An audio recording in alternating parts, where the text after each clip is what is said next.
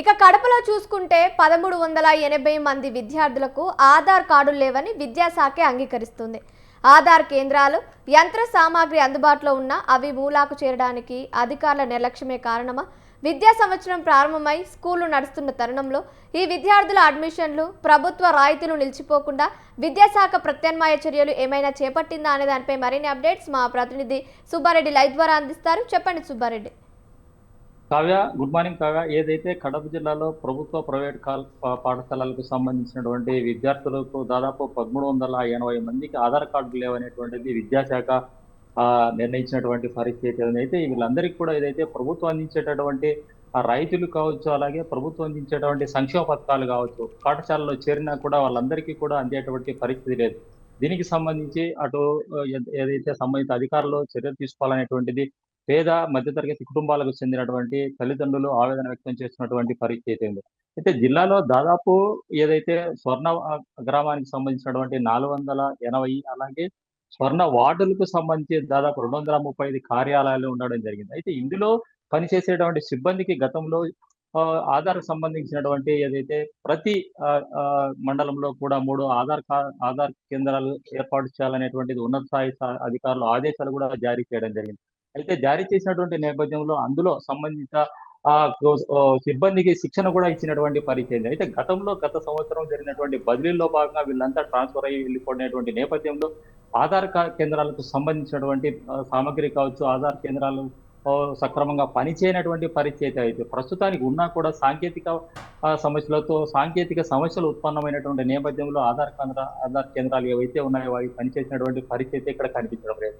ఏదైతే ఈ శిక్షణ పొందినటువంటి వాళ్ళు బదిలీలు వెళ్ళినటువంటి నేపథ్యంలో కొత్తగా వచ్చినటువంటి వాళ్ళు వాటిపైన దృష్టి పెట్టకపోవడం, అలాగే ఉన్నత స్థాయికి సంబంధించినటువంటి అధికారుల పర్యవేక్షణ పూర్తిగా కొరవడంతో ఏదైతే పేద మధ్యతరగతి కుటుంబాలకు సంబంధించినటువంటి తల్లిదండ్రులు కూడా ప్రభుత్వం నుంచి వచ్చేటటువంటి ఏవైతే ఉపకార వేతనాలు కావచ్చు, అలాగే పిల్లలకు పౌష్టికాహారం కావచ్చు, అలాగే ఏదైతే ప్రభుత్వం నుంచి వచ్చే సంక్షేమ పథకాలు అన్ని కూడా బ్లాక్ అయ్యేటటువంటి పరిస్థితి. మరి ఉన్నతాధికారులకు సంబంధించి పర్యవేక్షణ లోపం వల్లనే ఈ ఆధార్ కేంద్రాలకు సంబంధించి ఆధార్ నమోదు కేంద్రాలు, అలాగే మార్పులు చేర్పులకు సంబంధించి కావచ్చు, నవీకరణ కావచ్చు, అలాగే వేలిముద్రలు, కనుపాపలు వీళ్ళన్నిటినీ కూడా బ్లాక్ అయినటువంటి పరిస్థితి. అయితే ఏదేమైనా కూడా జిల్లా వ్యాప్తంగా అయితే 5 నుంచి 15 సంవత్సరాలకు సంబంధించినటువంటి విద్యార్థులు ఎవరైతే ఉన్నారో వీళ్ళందరూ దాదాపు 33,000 మంది ఇప్పటికీ కూడా ధృవీకరణ చేసుకునేటువంటి పరిస్థితి లేదు. అలాగే దాంట్లో ఉండేటువంటి మార్పులు కూడా చేసుకునేటువంటి పరిస్థితి లేదు. అలాగే 15 సంవత్సరాలకు సంబంధించినటువంటి పైబడినటువంటి విద్యార్థులు ఎవరైతే వీళ్ళు కూడా దాదాపు 17,000 మంది ఉన్నారనేటువంటిది కూడా విద్యాశాఖ చెప్తున్నటువంటి పరిస్థితి.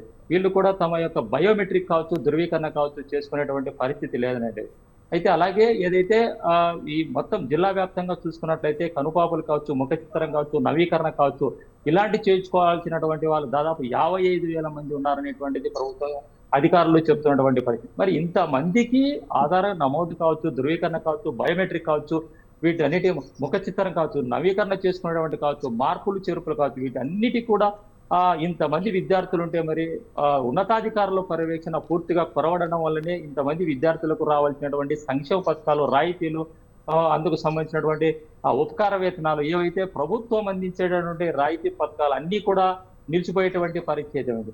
మరి ఇంతమంది విద్యార్థులకు న్యాయం చేయాలనేటువంటిది కూడా, అలాగే సంబంధిత విద్యార్థులకు సంబంధించినటువంటి తల్లిదండ్రులు కూడా ఉన్నతాధికారులకు మొరపెట్టుకున్నటువంటి పరిస్థితి. ఏదైతే సాంకేతిక సమస్యలకు ఉత్పన్నమైనటువంటి నేపథ్యంలో అలాంటి సాంకేతిక సమస్యలను పరిష్కరించాల్సినటువంటి బాధ్యత కూడా అధికారులకు ఉందని చెప్పుకోవచ్చు.